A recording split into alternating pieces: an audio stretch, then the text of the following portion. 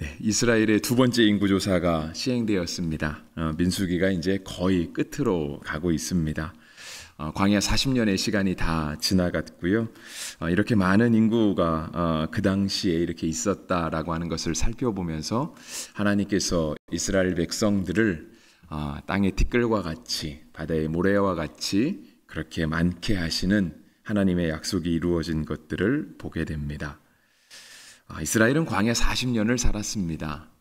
이렇게 우리처럼 편안한 집에 산 것도 아니고 특정한 직업을 가지고 산 것도 아니고 그들이 농사를 지은 것도 아닌데 하나님께서 그들을 40년 동안 보호해 주셨습니다.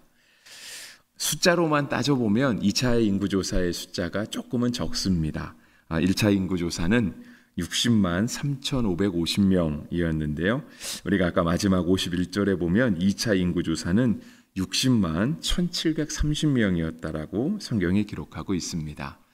이렇게 두 번째 인구조사에서 숫자가 조금 줄어든 이유는 우리가 어제 새벽에도 잠깐 살펴보았지만 두 번째 인구조사가 하기 전에 바로 앞에 있었던 사건은 시딤에서의 음행 사건과 바알 부올에 가담한 우상 숭배 사건이었습니다. 그래서 이제 어저께 말씀 25장 9절 말씀에 보시면 이스라엘 백성들이 바알 부올의 우상 숭배에 가담했을 때 하나님께서 그들에게 전염병을 보내셔서 그들의 우상 숭배자들, 하나님을 무시하고 경외하지 않으며 불신하는 자들을 징벌하셨는데요. 그때 죽은 자가 2만 4천 명이었다라고 기록하고 있습니다. 2차 인구조사에서 가장 인구가 많은 지파는 1차 조사 때와 마찬가지로 유다 족속이었습니다. 유다 족속은 숫자에 큰 변화는 없었지만 1차 때보다는 조금 숫자가 늘어났죠. 그래서 7만 6,500명이었다라고 기록하고 있는데요. 또 인구가 가장 적은 족속은 시므온 지파였다고 이야기하고 있습니다. 2만 2,200명 되어 있죠. 그런데 민수기 25장 9절에 연병으로 죽은 자가 2만 4천 명이었다라고 하는 것을 보면 하나님께서 우상 숭배에 대하여 얼마나 크게 노하시고 그들을 징벌하시는지를 볼 수 있습니다. 그러니까 한 지파보다 더 많은 숫자의 사람들을 하나님께서 우상 숭배로 인하여서 광야에서 죽게 하시는 것을 보게 되는 거죠. 그러면 이제 또 하나 시므온 지파는 왜 이렇게 숫자가 작을까라고 하는 것을 보게 되죠. 그래서 이제 설교를 준비하면서 봤더니요, 시므온 지파가 1차 인구 조사 때에는 그 수가 무려 5만 9,300명이었습니다. 근데 2차 인구 조사 때는 2만 2,200명. 차이로만 보면 3만 7,100명이 줄었다고 성경이 기록하고 있더라고요. 그 이유는 역시 우리가 25장의 사건을 볼 때 그 시딤에서의 음행 사건을 저지른 지파가 바로 시므온 지파, 그 지파의 지도자의 자손들이었습니다. 그래서 하나님께서 시므온 지파를 또 치셨죠. 그래서 시므온 지파의 수가 하나님의 벌을 받음으로 인해서 거의 절반 이상도 더 줄어들게 되는, 그러니까 5만 9천 명에서 2만 2천 명으로 줄어들게 되는 그런 결과를 낳게 되었습니다. 그래서 2차 인구조사의 숫자는요, 1차 인구조사의 숫자에 비해서 한 1,800명 정도가 더 줄어든 숫자를 기록하고 있습니다. 그러니까 우리가 쉽게 생각해 볼 수 있습니다. 만약에 2차 인구조사를 하기 전에, 그러니까 25장에 기록된 그 이야기가 그들이 하나님 앞에 믿음으로 살아가고 하나님을 경외하며 정말 하나님이 주신 인도하심과 은혜를 따라서 살아갔다라고 하는 기록이 25장에 있었다라고 한다면 이스라엘의 인구는 분명히 더 늘어났을 겁니다. 그런데 25장에 기록된 사건이 그렇지 않은 거예요. 우상숭배 사건이 있었고 음행 사건이 있었던 거죠. 우상숭배 사건으로 2만 4천 명이 죽었고요. 시딤의 음행 사건으로 인해서 시므온 지파가 3만 7천 명이 줄어들었습니다. 대략만 계산해도 6만 명 이상의 사람들이 2차 인구조사 앞에 하나님의 벌로 인하여 죽어가게 된 것을 보게 되거든요. 근데 이런 사건이 없었다면 당연히 늘어났을 것이죠. 여러분, 인구조사에서 가장 많이 숫자가 조사된 게 유다 지파야. 7만 6천 명. 근데 그 징벌로 인하여 죽은 자가 6만 1천 명 가까이 되거든요.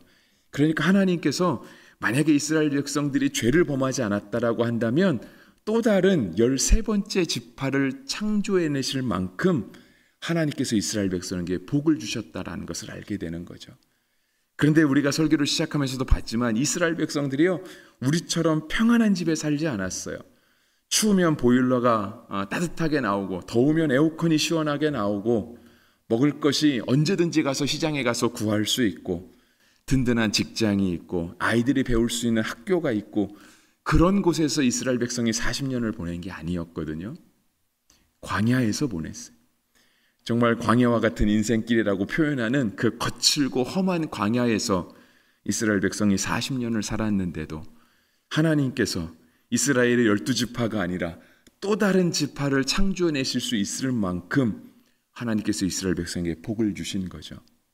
그런데 그 복이 그들이 하나님을 버리고 우상 숭배하고 하나님을 버리고 음행에 빠져갈 때 하나님께서 그들을 벌하시는 것도 우리가 보게 되는 거예요. 그래서 역대상 29장 12절은 이와 같이 말씀하세요. 부와 귀가 주께로 말미암고 또 주는 만물의 주제가 되사 손에 권세와 능력이 있사오니 모든 사람을 크게 하심과 강하게 하심이 주의 손에 있나이다. 이것은 역대기 29장에서요, 그 앞에도 하나님께서 이스라엘 백성에게 어떠한 복을 주시는가를 말씀하고 있고요, 그 복에 대한 결론적으로 그렇게 말씀하시는 거예요. 모든 사람을 크게 하심과 강하게 하심이 주의 손에 있나이다. 우리가 하나님의 말씀대로 우리가 하나님을 경외하며 비록 우리의 인생길이 광야와 같다 할지라도 주의 인도하심을 따라가면 하나님께서 또 다른 지파를 창조하실 만큼의 강하게 하심과 크게 하심의 복이 있지만, 왜 우리의 인생길은 광야와 같습니까? 왜 하나님 제때 음식을 주지 않으시고 왜 제때 우리에게 물을 주지 않으십니까? 하나님을 경외하지 않고 불신하며 그 땅의 세력과 야합하여 그들 스스로 살아갈 길을 만들어내려고 했을 때 하나님은 그들을 크고 강하게 하심이 아니라 도리어 그들을 벌하시고 그들을 더 연약하게 하시는, 살아가지 못하게 하시는 그런 결론을 만들어내시는 것이죠. 우리가 이런 하나님의 인도하심을 성경을 통해서 계속해서 볼 수 있습니다. 물론 우리가 다음 달에는 이제 어떤 성경을 볼지 제가 아직 생명의 삶 다음 달을 보지 않아 갖고 잘 모르겠습니다. 근데 우리가 어떤 성경을 읽든지 간에 우리가 하나님을 경외하며 하나님의 그 인도하심을 따라 우리가 하나님 앞에 순종하고 믿음으로 살아가면 하나님이 분명 우리의 삶을 인도하시고 우리의 삶에 복을 주십니다. 그렇지만 그렇지 않으면, 너무 단순한 것 같지만 그렇지 않으면 하나님이 우리에게 복을 주시는 것은 둘째치고 우리를 도리어 더 연약하게 하시고 우리를 광야 인생길을 살아가면서 결국은 가나안 땅에 들어가지 못하게 하시는 그러한 결론을 보게 될 것입니다. 민수기 26장은요, 내일까지 계속 이어집니다. 우리가 이제 내일은 살펴보게 되겠지만 하나님께서 정말 그렇게 일을 만들어 가세요. 내일 본문이니까 제가 내일 설교는 미리 하지 않겠습니다. 내일 설교는 또 제가 맡은 것도 아니고요. 한 가지만 더 살펴보고 새벽 마치겠습니다.